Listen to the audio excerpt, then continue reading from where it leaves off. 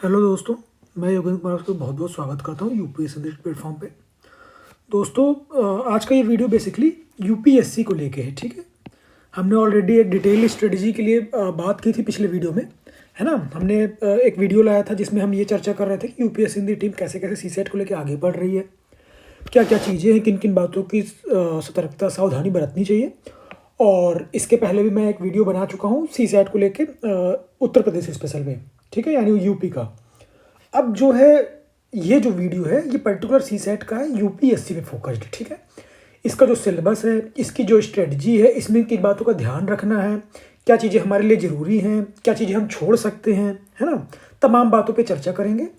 और जो हमने पिछला वीडियो बनाया है यूपी पीसीएस का सीसेट का, उनमें भी हमने कई सारी चीज़ें डिस्कस की कि उनमें किन बातों का ध्यान देना चाहिए, क्या क्या सिलेबस है, किस तरीके से लेके चलना चाहिए, और एग्ज़ाम से कैसे कंपाइल करना चाहिए, कैसे उसको एडजस्ट करना चाहिए, है ना।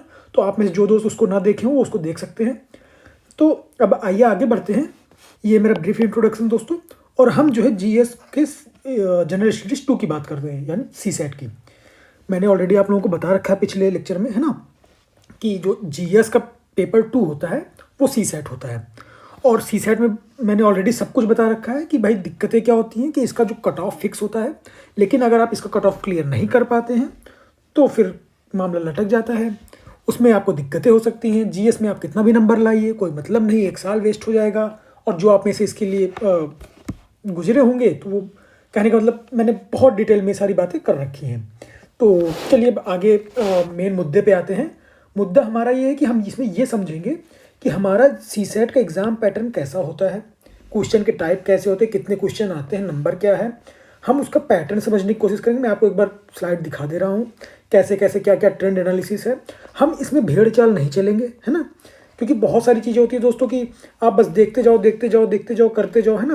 अब देखिए मैं उसको बाइफरकेट कर रखा हूँ, कितने क्वेश्चन आते हैं, कितने कितने क्या चीज़ें हैं, कैसे अटेम्प्ट करना है, कितना अटेम्प्ट करना है, स्ट्रेटेजी, तमाम बातें क्लियर है। तो अब देखिए मेन चीज़ क्या है दोस्तों, हमें इसमें जब हम एग्ज़ाम के टेम्पोरामेंट से पढ़ते हैं, देखिए दोस्तों हमें मेन क्या है सीसेट में कट ऑफ क्लियर करना। ठीक है, अब इसमें प्रॉब्लम क्या आती है कि कट ऑफ क्लियर होता नहीं है, और उसके पीछे के कई सारे कारण होते हैं। या तो लैक ऑफ स्ट्रेटजी होती है, या फिर हमारे पास समझ का वो होता है ना, या फिर रणनीति को हम सही से इम्प्लीमेंट नहीं कर पाते हैं और भटकते रहते हैं, समय उतना ही है। अब जैसे कभी कभी और दिक्कतें क्या होती है, जैसे एक प्रैक्टिकल आपको बताऊं तो जैसे आपके एग्ज़ाम्स हैं, मान लीजिए आर है, उसके बाद आप पीसीएस देंगे, और उसके बाद हो सकता है संघ लोक सेवाएं को कुछ दिन बाद आ जाए, तो आप इन्हीं एग्ज़ाम में मतलब एग्जर्शन इतना ज़्यादा हो जाता है कि आप पर्टिकुलरली शायद सही से प्रिपेयर ही नहीं कर पाते हैं, अपने आप को एक जगह स्टिक कर ही नहीं पाते हैं कि क्या हमारे लिए सही है ना, और समय हमारा वेस्ट होता रहता है। तो बेसिकली दोस्तों इसी पे आज हम चर्चा करेंगे, एक डिटेल स्ट्रेटजी पे बात करेंगे कि हमें कैसे कैसे आगे बढ़ना है, पेपर को कैसे समझना है ना। अब आप में से हो सकता है कुछ दोस्तों के मन में ये सवाल आ रहा हो कि पहले इस पे क्यों चर्चा कर रहे हो, क्योंकि कभी कभी इन चीज़ों पे बाद में चर्चा की जाती है कि हमें क्वेश्चन कितना अटेम्प्ट करना है, ये अभी से ही क्यों लेके चलें। बट दोस्तों हमें पता होना चाहिए कि हम क्यों इतना क्वेश्चन अटेम्प्ट करें। हमारी होता है ना कि हर व्यक्ति की अपनी अपनी इंडिविजुअल कैपेसिटी होती है, किसी का मैथ अच्छा हो सकता है, किसी की रीजनिंग अच्छी हो सकती है, किसी का कंप्रहेंशन अच्छा हो सकता है ना। तो आपको ये पता होना चाहिए क्या एग्ज़ाम का नेचर है, क्वेश्चन कैसे आते हैं, किस तरीके का पैटर्न है, और मैं इस समय कहाँ पे लाई कर रहा हूँ, कर रही हूँ, मुझे कितना मेहनत करने की ज़रूरत है, और कितने में मैं कॉन्फिडेंटली सीसेट क्लियर कर सकता हूँ। क्लियर है। तो अब चलिए आगे बढ़ते हैं। अब देखिए इसमें मैंने ऑलरेडी देखिए क्लियर कट लिख रखा है। ये जो एग्ज़ाम पैटर्न है ऑब्जेक्टिव टाइप का होता है, क्लियर है। नंबर ऑफ क्वेश्चन कितने होते हैं, 80। पीसीएस में कितने होते हैं बता रखा है मैंने ऑलरेडी, 100।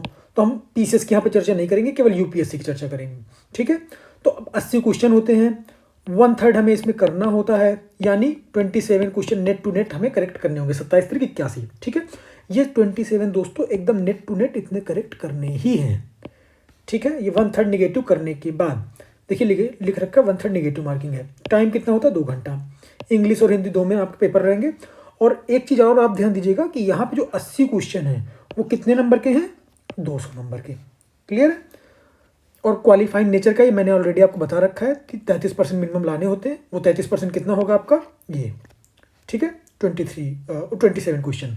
और ये 27 क्वेश्चन का वेटेज कितना होता है, 66 मार्क्स। ठीक है, क्योंकि 200 नंबर का फुल पेपर है तो 200/3 आप कर देंगे तो ये कितना आ जाएगा, 66।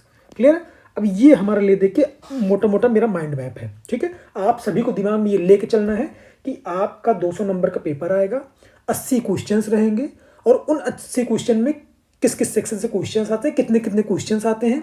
हालांकि अभी मैं आपको सिलेबस दिखाऊंगा तो आप देखेंगे तो उसमें बहुत सारे हैं, लेकिन हमारे लिए कौन सा इंपॉर्टेंट है, किस पे ध्यान देने की जरूरत है, कितने से हमारा काम बन जाए और सेफली हम CSAT को क्वालिफाई कर लें और हमारा 1 साल वेस्ट होने से बच जाए।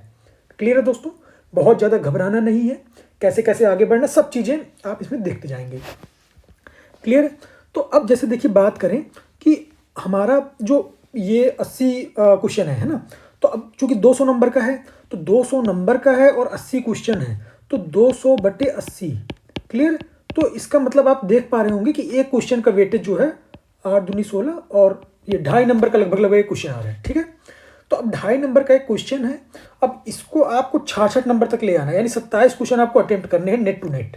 तो इसके लिए कितना टोटल आपको अटेम्प्ट करना है, ये सारी आगे बातें चर्चा करेंगे। क्लियर है। MCQ बेस्ड है। अब देखिए मेन मुद्दा क्या है, इस पर हम बाद में चर्चा करेंगे। मैं जो आपके लिए कुछ विजुअलाइजेशन के लिए, क्योंकि दोस्तों मेन चीज़ क्या होता है कि आप पढ़ तो लेते हैं लेकिन चीज़ों को विजुअलाइज करना और हमारा ध्यान कहाँ पे फोकस होना चाहिए, इन चीज़ों पे भी बहुत ज़रूरी है। तो उससे पहले एक सिलेबस पे चर्चा कर लेते हैं, उसके बाद हम ट्रेंड एनालिसिस पे चर्चा करेंगे कि हमारा एग्जाम पैटर्न कितना अनप्रेडिक्टेबल है, क्या क्या बातों को हमको ध्यान रखना चाहिए, क्योंकि आप अगर एक कैंडिडेट हैं, आप एस्पायरेंट हैं, तो आप जैसा सोच के चल रहे जरूरी नहीं वैसा ही पेपर आए। आप जब प्रिपरेशन शुरू कर रहे हैं तो आपको अपनी तरफ से कुछ ना कुछ एक्स्ट्रा एज लेके चलनी पड़ेगी, है ना। कि भाई मान लीजिए कुछ लोग कंप्रेहेंशन और रीजनिंग पे है ना उसी के भरोसे बैठे हों, बेस्ड हों, तो पता चला मैथ का ज़्यादा आ गया, या फिर पता चला ऐसा आ गया मैथ रीजनिंग और कंप्रेहेंशन कि बन ही नहीं रहा, या फिर जितना आपने सोचा था उतना अटेम्प्ट ही नहीं हुआ, है ना। तो इन बातों को ध्यान में रखना है। अब जैसे देखें अगर UPSC की बात करें तो आप जब उसकी ऑफिशियल वेबसाइट उठा के देखेंगे तो उसमें आपको ये 7 पॉइंट दिखेंगे, ठीक है। उसमें देखें कंप्रेहेंशन और ये इंटरपर्सनल स्किल वगैरह, कम्युनिकेशन स्किल, रीजनिंग वगैरह, ठीक है, आप देख पा रहे होंगे। और उसके बाद जब ये रीजनिंग हो गया, उसके बाद डिसीजन मेकिंग वगैरह के कुछ प्रॉब्लम हो गए, general mental ability, basic numeracy, है ना, डाटा इंटरप्रिटेशन के कुछ क्वेश्चंस रहते हैं। तो ये जो छोटी छोटी चीज़ें हैं दोस्तों, इन पे हमको बहुत ध्यान देने की जरूरत है। अब आप इतना सा देख लेंगे कि 6 लाइन है, अब इसके बाद इसमें क्या पढ़ना है ना। मेन कैंडिडेट को दिक्कत ही हो जाती है, कभी कभी आप अक्सर सुने होंगे लोगों से कि टू द पॉइंट सिलेबस को फॉलो करना है। अब सिलेबस ही अगर इतना दिया हो आपको तो आप इसके आगे क्या करेंगे। तो उसके लिए मैंने आसानी के लिए कुछ चीज़ों को और बाइफरकेट किया, जैसे मैथ है और रीजनिंग है, देख पा रहे होंगे आप। तो पहले मैथ पे चर्चा कर लेते हैं, क्योंकि जब आप एक बार डिटेल सिलेबस पे आ जाएंगे ना तो मैथ में बेसिकली दोस्तों ये जो बेसिक न्यूमेरेसी है ना, और ये जो मैं ऑलरेडी देखिए जनरल मेंटल एबिलिटी वगैरह ये सब जो इंक्लूड कर रखा हूँ, इन चीज़ों को समावेश करते हुए मैथ के सिलेबस को मैंने अच्छे खासे पार्ट में बाइफरकेट कर रखा है। अब आप देख के तो समझ पा रहे होंगे कि नंबर ऑफ टॉपिक्स है ना, नंबर ऑफ टॉपिक्स, इतने टॉपिक हैं कि आप मतलब अगर इसको 1 बाय 1 करना शुरू करेंगे तो अच्छा खासा समय लगेगा। तो अब आप एक चीज़ समझ सकते हैं कि अगर आप अभी से सतर्क नहीं रहेंगे, है ना, तो आपको इसको प्रिपेयर मतलब ये एक बहुत बड़ा टास्क लग सकता है, आपको बर्डन लग सकता है, मतलब आपको ये लगेगा कि यार कैसे मतलब होगा कैसे, है ना, तरह तरह की दिक्कतें आने लग सकती हैं। अब जैसे मान लीजिए ज़्यादातर दोस्त जो इस वीडियो को देख रहे होंगे जो UPSC को देंगे, है ना, उनमें से हो सकता है मोस्ट ऑफ द लोग UPPCS को भी दें, है ना। तो अब जब आप UPPCS देंगे तो आपका पहली चीज़ तो वहाँ के लिए CSAT क्लियर होना चाहिए। और जो ये बेसिकली मैं सीरीज चलाऊंगा ना तो UPSC और UPPCS दोनों के टॉपिक कंबाइंड करके पूरा मैं चलाऊंगा, ठीक है। और इसमें से जो जो आपको उचित लगे वो आप फॉलो करिएगा, और बेहतर होगा कि लाइन बाय लाइन जब मैं ऐसे लेक्चर लेना शुरू करूँगा तो आप उसको जो है लाइन बाय लाइन करते जाइएगा। तो फिलहाल टू द पॉइंट पहले बातें करते हैं, उसके बाद आगे आगे कैसे हम बढ़ेंगे उस पर हम आएंगे। अब देखिए मैथ की बात करें, है ना, तो मैथ में देखिए क्या है, LCM है ना, HCF है ना, लघुत्तम समापवर्तक, महत्तम समापवर्तक, रेशनल नंबर वगैरह हो गया, स्क्वायर रूट, क्यूब रूट, औसत, सेट थ्योरी, है ना, फ्रैक्शन वगैरह, ratio proportion, simplification, number system. दोस्तों ये बहुत इंपॉर्टेंट टॉपिक है नंबर सिस्टम, ठीक है। सर्ट्स, इंडिसेस, ये सब चीज़ें, डिविजिबिलिटी रूल, दोस्तों ये बहुत इंपॉर्टेंट है। मैं आपको ऑलरेडी बता रखा हूँ, मैंने पिछली बार भी लेक्चर ले रखा था, मैं बता रखा हूँ कि कुछ कुछ टॉपिक होते हैं दोस्तों जो बहुत ज़्यादा इंपॉर्टेंट होते हैं, जैसे रिमाइंडर थ्योरम हो गया, है ना, परसेंटेज का भी है। तो ये जो छोटी छोटी बातें ना दोस्तों इसको आपको बहुत ध्यान रखना है, क्योंकि इससे क्या है ना, मतलब क्वेश्चन देखते ही आपके बनने लगेंगे, ठीक है। और ये LCM HCF भी हो गया, बहुत इंपॉर्टेंट है। एवरेज भी काफ़ी इंपॉर्टेंट है। तो कुछ कुछ इंपॉर्टेंट मैं आपको इसलिए भी बता दे रहा हूँ, जब मैं इसको पढ़ाना शुरू करूँगा, लेक्चर लेना शुरू करूँगा तो उसमें मैं आपको बताता रहूँगा बीच बीच में है ना। अब जैसे देखिए न्यूमेरेसी की बात हो गई। अब अगर जनरल मेंटल एबिलिटी की बात करें, है ना, तो इसमें train, boat, time and work, partnership, simple interest, compound interest, है ना, चक्रवृद्धि ब्याज, साधारण ब्याज, एरिया वगैरह हो गया, मेंसुरेशन वगैरह, है ना। अब जैसे ये टाइम एंड डिस्टेंस वगैरह हो गया, प्रॉफिट लॉस हो गया, वर्क वेज, पाइप सिस्टम, ये बहुत छोटे छोटे चीज़ें हैं, ये बहुत इंपॉर्टेंट नहीं है। एलिगेशन, मिक्सचर वगैरह, मिश्रण जिसको बोलते हैं, और ज्योमेट्री। अच्छा, मैंने ऑलरेडी, जब आप देख रहे होंगे, अगर आपने मेरा पीसीएस का जो स्ट्रेटजी का वीडियो देखा होगा, तो मैंने आपको बता रखा था कि ज्योमेट्री में यूपीएससी को बहुत कम इंटरेस्ट है ना, तो इसको आप नेग्लेक्ट कर सकते हैं, या फिर नेग्लेक्ट नहीं भी करेंगे तो बहुत ईजी से टॉपिक है। अगर आप थोड़ा सा देख लेंगे तो हो सकता है एक आध क्वेश्चन है, 2 क्वेश्चन है, तो आप कर ले जाएं। तो बाकी अगर पीसीएस की बात करें तो पीसीएस में इस क्वेश्चन की अक्सर भरमार रहती है, 4-5 क्वेश्चन, 3 क्वेश्चन आपको मिलेंगे ही मिलेंगे, है ना। तो ये बेसिक बेसिक बातें हो गई। अब जैसे बात करें रीजनिंग की सिलेबस की, है ना, तो जब रीजनिंग के सिलेबस की बात करेंगे तो रीजनिंग के सिलेबस को मैंने देखिए 2 पार्ट में डिवाइड कर रखा है। एक है लॉजिकल रीजनिंग एनालिटिकल एबिलिटी पे, और एक है डाटा इंटरप्रिटेशन और डाटा सफिशिएंसी पे, ठीक है। अब देखिए इसमें डिटेल में बात करेंगे तो इसमें होता क्या क्या है। अब जैसे देखिए ये लिखा हुआ है इसमें ऑलरेडी कि पजल, है ना, और ये चार्ट वगैरह, क्यूब, डाइस, जो पासा रहता है ना, और सिलोजिज्म वगैरह रहते हैं, कुछ इधर उधर कर देंगे, मिसिंग करेक्टर हो गया, एलिजिबिलिटी टेस्ट, है ना, ये सब, क्लॉक हो गया, पाई चार्ट हो गया, आप देख पा रहे होंगे, कैलेंडर हो गया। तो ये जो बेसिक रीजनिंग आप समझ पा रहे हैं ना, कि इन तरीके के जो टॉपिक हैं, इन चीज़ों को भी हम कवर करेंगे, ठीक है। कोई कहाँ पे बैठा है, रैंकिंग क्या है उसकी, कोई राउंड टेबल है तो उधर से इधर की बैठा है, ये बैठा है, वो इस डायरेक्शन में गया, इधर गया, फिर इधर गया, इधर पहुँच गया, कहाँ पहुँचा बताइए, दिस दैट, है ना। अब जैसे डाटा इंटरप्रिटेशन वगैरह की बात करें तो इसमें आप देखेंगे तो आप देख पा रहे होंगे, कोडिंग डिकोडिंग हो गया, अल्फ़ाबेट टेस्ट। अब इसमें कुछ कुछ बातों का हमको ध्यान रखना होता है अल्फ़ाबेट टेस्ट में, कि भाई एग्जाम में तो आपके पास समय सीमित है ना, 2 घंटे है, तो आपको इन बातों का भी ध्यान रखना चाहिए। कि मान लीजिए बहुत छोटी सी बात है, मैं जब आपको पढ़ाऊंगा ना तो बताऊंगा कि जैसे मान लीजिए आपका एग्जाम शुरू हो गया, अब 2 घंटे का है, तो पेपर तो आपको पहले ही मिल जाता है ना।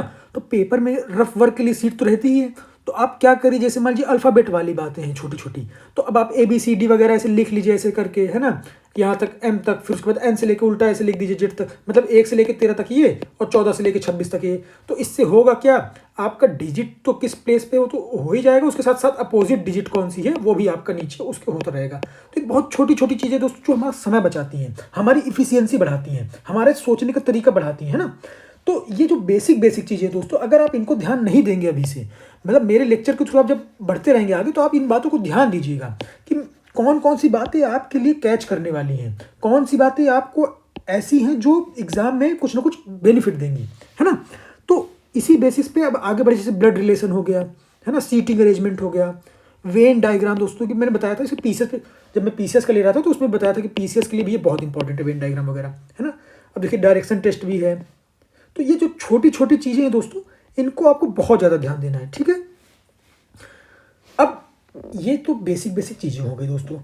अब जैसे मान लीजिए बात करता हूँ कंप्रहेंशन वगैरह की, तो पहले मैं जो आपको ये दिखाना चाह रहा हूँ ये दिखा देता हूँ कि ये क्या क्या है, कैसे कैसे ट्रेंड एनालिसिस है, हमारा पेपर का पैटर्न कहाँ जा रहा है और कितना अनप्रिडिक्टेबल, इन बातों को मैं आपको बताऊँगा।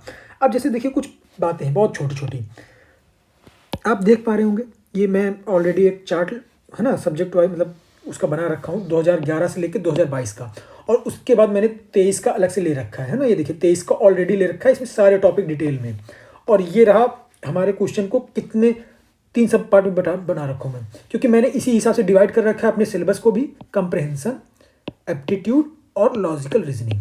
क्लियर है। तो अब देखिए जैसे बात करें, आप देख पा रहे होंगे कि ये देखिए मैं हाईलाइट कर देता हूँ, देख रहे हैं, मैथ और न्यूमेरेसी को नीले से बताया है ना, उसके बाद रीजनिंग को लाल से, और ये डिसीजन मेकिंग और रीडिंग इन कंप्रहेंशन। तो मेन आप डंडा देखिए, जो मेन आप डंडा देख पा रहे होंगे, तो वो कौन सा है, ब्लू वाला है, ग्रीन वाला है और रेड वाला है। ब्लू माने मैथ, रेड माने लॉजिकल रीजनिंग, और ग्रीन माने कंप्रहेंशन। और इन्हीं 3 चीज़ों पर मैंने फोकस भी किया है, ठीक है, पूरा पूरा हमारा फोकस इन्हीं पे है। और कहीं कहीं देखिए डाटा इंटरप्रिटेशन भी आ जा रहा है, ये नारंगी कलर का, है ना।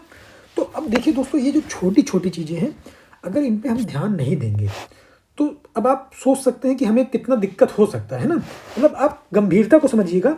अब जैसे आप देख पा रहे होंगे तो ये देखिए शुरू में मैथ का कोई खास वेटेज नहीं थी। यहाँ पे देखिए 3 क्वेश्चन दिए हैं, 10 क्वेश्चन, 11 क्वेश्चन, 20 क्वेश्चन। अब यहाँ देखिए 40 क्वेश्चन दे दिए, 30 क्वेश्चन दे दिए, है ना। अब आने वाले समय में आपको मैं बताऊँ, जैसे देखिए इधर ये 23 का देखिए, बस 23 का देखिएगा आप, क्योंकि बाकी तो आप देख ही पा रहे हैं। तो ये देखिए 39 क्वेश्चन, मतलब 40 क्वेश्चन आपको केवल मैथ दे दिया। रीजनिंग डिसीजन मेकिंग मिला के 14 ही क्वेश्चन। अब आप ये सोचिए कि आप अगर रीजनिंग और इसके कंप्रहेंशन के भरोसे जाएंगे तो क्या ये फिजिबल है, क्या ये बुद्धिमत्तापूर्ण निर्णय है, या फिर क्या है ना, ये आपके लिए खुद के उसके लिए सही रहेगा कि आप ऐसा सोच के चलें। तो वही मैं बातें बताना चाह रहा हूँ कि आपको हर चीज़ों को अभी से लेके चलना पड़ेगा। आप अगर शुरू से ही नेग्लेक्ट कर देंगे तो वो मेरे समझ में कहीं ना कहीं आपके लिए घातक साबित हो सकता है। अब चलिए जैसे देखें तो अब आप ये देख पा रहे होंगे, अगर ट्रेंड एनालिसिस की बात करें, देखिए आप देख रहे हैं ना लाइन कैसे जा रही है, ये मतलब लगभग आपका कुछ भी प्रेडिक्टेबल नहीं है। और जैसे अगर आप इस बात को देखें, रीडिंग कंप्रहेंशन को मैं थोड़ा सा रेड पेन से दिखाऊं, तो ये देखिए लगभग नॉर्मल है ना। मतलब ये 25 से 30 क्वेश्चन के आसपास जा रहा है। देखिए 39-40 पहले पूछता था, फिर 30-33 आ गया, 33 आ गया, 25 ही आ गया, 26 आ गया, है ना। इधर देखिए 15 ही क्वेश्चन पे आ गए हैं, मतलब इतना कम आ गया। और रीजनिंग का और ये देखिए इनका डाटा इंटरप्रिटेशन का मिला के 35 क्वेश्चन पहुंच गया। तो मतलब आप ये सोचिए 30 और 35 65 क्वेश्चन तो आपका 2022 में यही था, है ना। और कंप्रहेंशन का कितना था, 15 क्वेश्चन। अब सोचिए 65 + 15, अब 80 क्वेश्चन तो हो गए। अब आप कैसे, किस तरीके से अपने दिमाग को उस तरीके से स्थायी रख सकते हैं कि आपको एग्ज़ाम क्लियर करना। कुल मिला के दोस्तों बस मेरा इतना ही मोटो है कि आपका सीसेट क्लियर होना चाहिए। क्लियर है। अब आप कैसे, किस तरीके से मैं उसमें कैसे मदद कर सकता हूँ, आप अपना उसमें कैसे योगदान दे सकते हैं, किस तरीके से मेरी मदद ले सकते हैं, है ना। उन चीज़ों पे बहुत ज़्यादा ध्यान देना है, क्योंकि आप जो लोग नए होंगे उनको तो समझ में आ रहा होगा, लेकिन जो पुराने होंगे, जो मंझे हुए होंगे, है ना, जो इससे गुजर चुके होंगे, तो उन्हें बहुत अच्छे से पता होता है कि हमारी कमियाँ क्या हैं, हम कहाँ पे गलतियाँ करते हैं। ऐसा नहीं, अब आप खुद सोचिए दोस्तों कि अगर आप जीएस क्वालिफाई कर पा रहे हैं, है ना, GS1 जो कि इतना टफेस्ट पेपर होता है, उसमें आप दुनिया भर का, है ना, नॉन टेक के सब्जेक्ट, पॉलिटी, हिस्ट्री, ज्योग्राफी सब कुछ पढ़ना होता है, और उसके बाद भी उसमें हम compete करके, फाइट करके जीएस क्वालिफाई कर लेते हैं कट ऑफ। लेकिन सीसेट जो कि फिक्स कट ऑफ है, फिक्स नंबर है, फिक्स नंबर ऑफ, है ना, कैसे कैसे क्या क्या चीज़ें, बस छोटी बातों को ध्यान ना देके उनकी वजह से अगर कुछ भी गड़बड़ी होती है तो फिर वहाँ पे हमें अच्छा खासा झटका लग जाता है, फिर हमारा पेपर का नंबर नहीं जुड़ता, हम मेंस नहीं दे पाते हैं, और सोचिए फिर आपका एक पूरा एक साल खराब होता है। और यहाँ तक कि ऐसे ऐसे दोस्त भी हैं जो एक बार पिछली बार मेंस दे रखे हैं, अगली बार देते हैं पेपर प्री का, फिर से जीएस फिर से क्वालिफाई करते हैं, लेकिन सीसेट नहीं हो पाता है। तो ये चीज़ों को हमें ध्यान देना है। अब जैसे बात करें जो मैंने बाइफरकेट कर रखा है, देखिए ये कंप्रहेंशन को। अब देखिए एक चीज़ समझिएगा कि मैंने ऑलरेडी इसमें देखिए लिख रखा है कि कंप्रहेंशन के 25 से 30 क्वेश्चन आते हैं, ठीक है, मैथ के 35 से 40 क्वेश्चन आते हैं, और रीजनिंग के 15 से 20। तो आप देख पा रहे होंगे, जो मैं आपको तीसरा चार्ट दिखाना चाह रहा हूँ, ये वाला।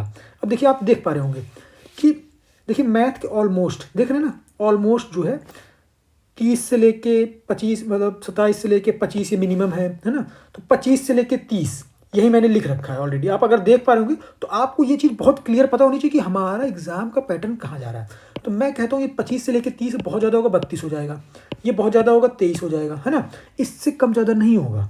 अरे सॉरी, माफ़ कीजिएगा, ये कंप्रहेंशन ही है क्या? हाँ ठीक है, सॉरी, ठीक है, सही चल रहा है ना। तो वही मैं बोल रहा हूँ कि ये जो है इससे ऊपर नीचे नहीं होगा। अब रही बात मैथ की, अब देखिए मैथ क्वांटिटेटिव एप्टीट्यूड, अब देखिए ये 39-40 हमारा हाईएस्ट है ना। और देखिए कहाँ तक मिनिमम था, अगर आप ये सोच के चलें 14 जब इंट्रोड्यूस हुआ था, और वो उसको तमाम, है ना, सीसेट के बाद उसको वो किया गया, उसमें बहुत सारे सुधार किए गए। पहले इसका नंबर जुड़ता था, आपको अगर अच्छे से याद हो तो पहले सीसेट जो है ना, सीसेट पहले जो यूपीएससी का था वो उसमें पूरे पूरे नंबर जुड़ते थे, और जो कट ऑफ बनता था जीएस पेपर 1 + 2 यानी सीसेट का लेके बनता था। फिर उसमें बहुत सारे जो हिंदी माध्यम के अभ्यर्थी हैं, ह्यूमैनिटीज़ के हैं, जो नॉन टेक्निकल बैकग्राउंड के हैं, तो उनको बहुत दिक्कत होने लगी, क्योंकि उनका भाई पेपर ही नहीं क्लियर होता था, तमाम चीज़ें। और ये बात जब आयोग के संज्ञान में, संघ लोक आयोग के संज्ञान में तमाम विरोध प्रदर्शन, तमाम चीज़ें हुई, तब जाके फिर ये हुआ कि भाई सीसेट को हम क्वालिफाई करेंगे, है ना। अब क्वालिफाइंग करेंगे, अच्छा इसके बाद भी कैंडिडेट का जो है सीसेट में, मतलब फिर भी टेक्निकल वाले मार रहे थे, जो इंजीनियरिंग बैकग्राउंड के हैं, जो थोड़ा सा, है ना, मैथ बैकग्राउंड के हैं। तो अब कहीं ना कहीं एक सिविल सर्विसेज का जो नीड है, जो एस्पिरेंट की नीड है, उसको ध्यान में रखते हुए CSAT आपको क्वालिफाई तो करना ही है, आपके अंदर एक एप्टीट्यूड होना चाहिए। तो बस उसी के हिसाब से हमें बस इस तरीके से पढ़ना है कि हमारा एग्ज़ाम निकल जाए। क्लियर है? बस इतनी सी बात है। अब जैसे रीजनिंग की बात करें तो रीजनिंग देखिए क्या है, ये रीजनिंग में क्या है, ये भी देखिए 14-15 क्वेश्चन। अब पहले देखिए आप एक चीज़ समझ पा रहे हैं कि 30-30 क्वेश्चन, 33-33 क्वेश्चन आते थे, फिर घटते घटते घटते घटते 18-14, अब देखिए 2023 में 14 ही क्वेश्चन आए हैं। समझ रहे हैं? तो वही मैंने देखिए रीजनिंग में भी लिख रखा है कि 15 से 20 क्वेश्चन, है ना, बहुत ज़्यादा क्या होगा, 25 हो जाएगा। ठीक है, इतना। अब एक चीज़ आपको ध्यान देना है, क्या, कि जब भी आप पेपर अटेम्प्ट करेंगे, है ना, तो आपको ये ज़रूर पता होना चाहिए कि मेरा क्या दायरा है। आप सबसे पहले एक काम कीजिए, अगर आप प्रिपरेशन शुरू कर रहे हैं तो PYQ उठाइए। PYQ उठा के उसमें आप देख डालिए कि आपके पेपर में क्वेश्चन जो है किस किस तरीके से आ रहे हैं, मतलब नेचर क्या है क्वेश्चन को, वो पूछ क्या रहा है ना, कहना क्या चाहता है, मेरे पल्ले पड़ रहा है कि नहीं, मैं कितना कर पा रहा हूँ, कर पा रही हूँ, समझ में आ रहा है कि नहीं मुझे। मतलब जब आप एक अपना रियल इवैल्यूएशन करेंगे, रियल एनालिसिस करेंगे, तो आपको पता चल जाएगा कि आपको किस में ज़्यादा ध्यान देने की ज़रूरत है। मैथ में ध्यान देने की ज़रूरत है कि रीजनिंग में ध्यान देने की ज़रूरत है कि कंप्रहेंशन में ध्यान देने की ज़रूरत है। अब जैसे कंप्रहेंशन देखें दोस्तों, तो है बहुत ही मतलब मेहनत इसमें कम करनी है, और नंबर ऑफ जो क्वेश्चंस आते हैं ना, उनका नेचर लगभग सेम है ना, सिमिलर रहता है। इसमें कंप्रहेंशन अगर आप देखे होंगे तो जो पुराने आपके साथी होंगे हमारे बीच के, वो देख पा रहे होंगे, समझ पा रहे होंगे आप में से कि इसका जो नेचर होता है, इसमें दरअसल 2-3 तरीके के क्वेश्चन आते हैं, बहुत बेसिक बेसिक। एक तो इसमें पूर्वधारणा पूछ लेगा, है ना, यानी अजम्पशन। कैसे? पूर्वधारणा टाइप के, कि ये जो पैसेज लिखा है, इसका पूर्वधारणा क्या है, अजम्पशन, है ना। और इससे कभी कभी मर्म पूछ लेता है, क्रक्स, है ना, कि इसका सार क्या है, 1 लाइन समरी टाइप। तो इस तरीके के क्वेश्चंस होते हैं। जब आप पढ़ेंगे, देखेंगे पेपर को, मैं कहता हूँ उसको आपको समझ में आए नहीं आए, लेकिन एक बार पेपर देखने से ये आइडिया लग जाता है कि हमारा पेपर किस तरीके का है, हमें किस तरीके से सोचना और किस दिशा में आगे बढ़ना है ना। आपको एकदम अंधे उसमें नहीं शुरू कर देना कि लो लो लो सीसेट शुरू हो बस। आपको दोस्तों, आप हर एक का अपना अपना वो होता है ना, सोचने का नज़रिया होता है, सबके अपने अपने वीक पॉइंट होते हैं, कमज़ोर पॉइंट होते हैं, स्ट्रॉन्ग पॉइंट होते हैं, है ना। तो जब तक आप इन पर ध्यान नहीं देंगे, और मुश्किल से आधे घंटे लगेंगे, आधे से पौन घंटे, बस इतना आप करके तब आगे बढ़ेंगे, तो आपको पता रहेगा कि आप किस दिशा में आगे बढ़ रहे हैं और आपकी प्रोग्रेस कहाँ तक हो रही है। ठीक है, उसी तरीके से मैथ है, उसी तरीके से रीजनिंग भी है। अब जब हम बात करते हैं कि पेपर हमारा जब आ ही गया है, 80 क्वेश्चन है, तो हमें कितना अटेम्प्ट करना चाहिए, ये बात आपको जब तैयारी आप शुरू कर रहे हैं तो उससे पहले ही आपको पता होना चाहिए कि मैं कितना अटेम्प्ट करूँगा, मेरी एक्यूरेसी क्या है, और कितना करने से मेरा काम बन जाएगा। ये आप कब कर सकते हैं? जब आप रेगुलर PYQ लगाते रहेंगे, मेरे लेक्चर को फॉलो करते रहेंगे, है ना। तो इन बातों का ध्यान रखिएगा। जब मैं पढ़ाना शुरू करूँगा दोस्तों, तो मैं नंबर सिस्टम से शुरू करूँगा। क्यों? क्योंकि बहुत बेसिक सा है। इससे आपका होता क्या है कि चीज़ें, मतलब जो संख्या, मतलब मैथ को, जो ये रीजनिंग वगैरह जो देखने का नज़रिया है ना, वो आपका थोड़ा सा विकसित होता है। जब आप इसको आगे बढ़ेंगे, इसमें बहुत सारी चीज़ें हैं कि कौन कौन से नंबर होते हैं, उस नंबर का नेचर क्या होता है, सम संख्या, विषम संख्या, तमाम चीज़ें, है ना। और इसके बाद जब हम बात करेंगे इसमें, तो रिमाइंडर थ्योरम, है ना, शेषफल, इकाई का अंक, स्क्वायर करने पे क्या होगा, क्यूब करने पे क्या होगा, रिपीट होता है कि नहीं होता है, बहुत सारी चीज़ें होती है दोस्तों, है ना। कोई A+B का होल स्क्वायर, क्यूब, ये वो, दिस दैट, इसको क्वेश्चन में कैसे अप्लाई करेंगे, क्वेश्चन आएगा तो कैसे एलिमिनेट कर पाएंगे, हम कैसे सोच पाएंगे, है ना। इन चीज़ों पे भी हम चर्चा करेंगे। तो आपको करना क्या है ना, आपको यही करना है कि जैसे जैसे मैं लेक्चर लेता जाऊंगा, अब उसको जो है आपको 1 बाय 1 करके देखते जाइए, PYQ लगाते जाइए, और उसको अपने हिसाब से टैली करते जाइए, है ना।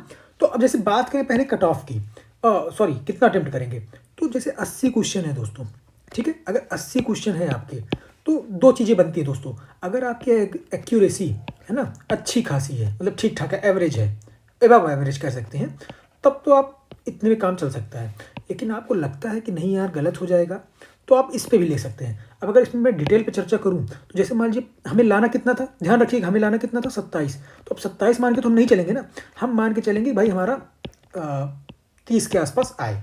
क्लियर है? ताकि एक आध क्वेश्चन, मान लीजिए कभी कभी ये होता है, कुछ डिस्प्यूट वाले हो जाते हैं, कुछ ऐसे होते हैं कि हमें पता नहीं होता लेकिन जाने अनजाने में गलत हो जाते हैं, है ना।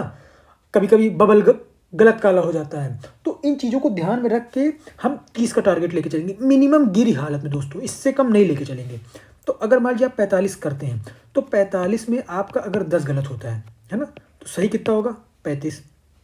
ये 10 में तब बोलो, चलिए 12 ले लीजिए, है ना। तो 12 अगर ये गलत होता है तो ये आपका सही कितना होगा 33। अच्छा, अगर 12 गलत हो गया तो 1/3 निगेटिव मार्किंग है, तो 4 क्वेश्चन और घट जाएंगे, तो आपका कितना आ गया 29। अब आप ये समझ पा रहे हैं, ये तब है दोस्तों जब आपका एक्यूरेसी अच्छा है, ठीक ठाक है, क्योंकि आप कितना भी अटेम्प्ट करके आएंगे ना, आपने खुद अनुभव किया होगा इस बात को कि जब आप एग्ज़ाम में देते हैं तो आपको लगता है कि आपका सब सही हो रहा है, लेकिन जब आप घर पे आके देखते हैं, मिलाते हैं रूम पे, कमरे पे अपने, तो आपको लगता है कि अरे यार ये गलती हो गया, ये टिक हो गया ना। ये बहुत बेसिक सी चीज़ें हैं दोस्तों, जो आपको मतलब इतना झटका देती हैं कि आपका जब साल खराब होता है या फिर आप इस ऊहापोह में रहते हैं कि आपका क्लियर होगा कि नहीं होगा, तो उसमें आप मेंस की तैयारी आपकी प्रभावित हो जाती है ना। तो इन सारी चीज़ों पे ध्यान देने की ज़रूरत है, और अभी से ध्यान देने की ज़रूरत है, ताकि लास्ट में ऐसी चीज़ें ना हो कि आप जो है उस फेज से गुजरें जो बहुत ही कष्टकारी होता है। अब जैसे मान लीजिए ये तो रही एवरेज एक्यूरेसी की बात। अगर आपकी एक्यूरेसी थोड़ा सा बेकार है, मैं कहता हूँ, है ना, तो अब 60 क्वेश्चन आप अटेम्प्ट कर सकते हैं, 70 क्वेश्चन कर सकते हैं। 70 तो बेवकूफ़ी होगी, बेवकूफ़ी तो मैं नहीं कहूँगा, लेकिन बहुत ज़्यादा अटेम्प्ट भी नहीं करना चाहिए। पता चला आप किए जा रहे हैं, है ना, अंधी लगा के, तो उसमें भी निगेटिव ही होगा, 1/3 निगेटिव मार्किंग है, तो अच्छा खासा झटका देगा फिर। अब थोड़ा सा लॉजिकल सोच कर करना। जैसे मान लीजिए 45 क्वेश्चन है, आपका इतना बन रहा है, बट आपको लगता है कि नहीं यार मेरा 12 के बजाय पता चला 20 गलत हो गया, तो मैं कहता हूँ चलिए 20 गलत होगा तो 40 लेके देख लेते हैं, है ना। अगर 40 लेके देखते हैं, 40 सही और 20 गलत, मैं ये मान के चल रहा हूँ कि 12 क्वेश्चन आपके 45 में सही हो रहे थे, लेकिन आपने 45 से कितना एक्स्ट्रा अटेम्प्ट किया 15, तो 15 में मैं कहता हूँ आपके 8 गलत हो गए, है ना, और 7 सही हो गए, है ना। अगर ये एक्यूरेसी चल रही है, तब अगर मान लीजिए मैं कहता हूँ चलिए 10 गलत हो गए, 15 में 5 सही हो गए, इतना तो हो जाएगा। तो आपके कितने हो गए? आप एक चीज़ बस, मैं आपको बस ये दिखाना चाह रहा हूँ कि आपके अटेम्प्ट करने से होता क्या अगर आपकी एक्यूरेसी खराब है तो जैसे मान लीजिए अगर आपके 10 गलत हो गए और 5 सही हो गए 15 अटेम्प्ट करने से, तो 12 10 22 आपका गलत हो गया। मैं गिरी हालत में लेके चल रहा हूँ दोस्तों, है ना।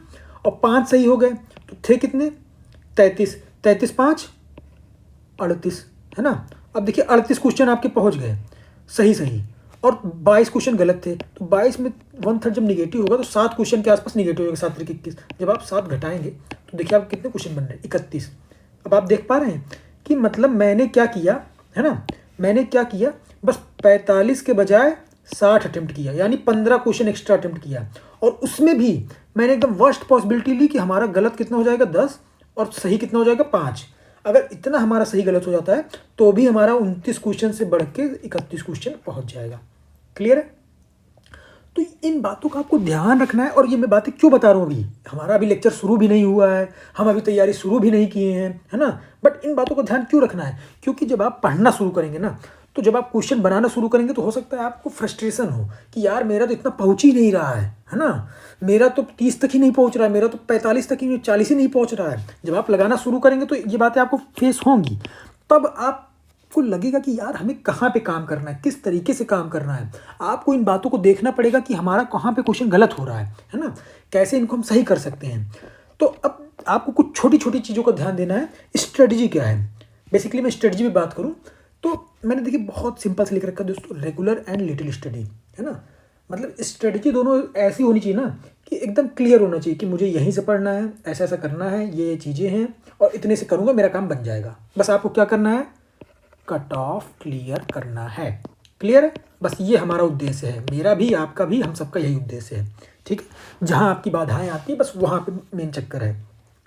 अच्छा, इसके लिए करना क्या है, मैं जब वीडियो बनाऊँगा, है ना, लेक्चर लेता रहूँगा, तो मेरी आदत है दोस्तों, और मैं जब पढ़ाऊँगा ना तो जो भी चीज़ें बताऊँगा तो उसमें हो सकता है मैं बीच बीच में कुछ ऐसी बातें बताऊँ, कुछ ट्रिक्स बताऊँ, कुछ चीज़ें बताऊँ कि हाँ इसको ऐसे भी कर सकते हैं। देखिए अगर इकाई का अंक ऐसा आ रहा है तो कुछ ऐसी बातें आ रही हैं कि इसकी पावर क्या हो सकता है। मतलब जो मैं बताता चलूँगा उसको आपको नोट डाउन करते चलना है, पढ़ते चलना है। अगर ज़रूरत पड़ेगी तो मैं पीडीएफ भी दे सकता हूँ, लेकिन जहाँ तक मेरे हिसाब से पीडीएफ आपके लिए कम यूज़फुल होगा, क्योंकि आप देख पा रहे होंगे जब मैथ वगैरह मैं कुछ पढ़ाऊँगा तो ऐसे खिचड़ी वगैरह मच जाएगा, तो वो शायद उतना फ्रूटफुल ना हो। बट अगर आपको ज़रूरत लगेगी तो मैं पीडीएफ प्रोवाइड कर दूँगा, है ना।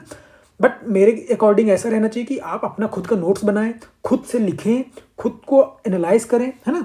और उसके बाद जब मैं हर लेक्चर के बाद 2-2 3-3 क्वेश्चन, जैसा टॉपिक रहेगा, जो भी चीज़ें रहेंगी, मैं उस पर क्वेश्चन देता रहूँगा, है ना। तो होमवर्क के लिए तो उसको भी आप अटेम्प्ट कीजिए, उसको आप अटेम्प्ट कीजिए, देखिए आप कहाँ तक बना पा रहे हैं, सही कर रहे हैं कि नहीं। उसको कमेंट कीजिए उस वीडियो पे, पर्टिकुलर उस लेक्चर पे, ताकि मैं देख सकूँ, है ना, कि क्या है, क्या प्रोग्रेस है, आप लोगों को कहाँ दिक्कतें आ रही हैं। क्योंकि जब तक दोस्तों मैं एफर्ट करता रहूँ और अगर आप रिस्पॉन्ड ना करें उधर से, तो ये बहुत ही मतलब ये समझ लीजिए कि वन साइडेड हो जाएगा और इसका कोई फ़ायदा नहीं होगा। बल्कि मैं अगर थोड़ा सा हो सकता है इफर्ट करते करते अगर आप थोड़ा सा भी बढ़ा दें ना, तो वो समझ लीजिए कि मेरा काम बन जाएगा, कि मैं जो चाहता हूँ वो काम हो जाएगा, है ना। तो इन छोटी छोटी चीज़ों का दोस्तों ध्यान देना, बहुत छोटी छोटी चीज़ें हैं। बस आपको वीडियो जो मैं बनाता जाऊँगा उसको आपको देखते जाना है, करते जाना है। साथ में एक PYQ रखना है ना।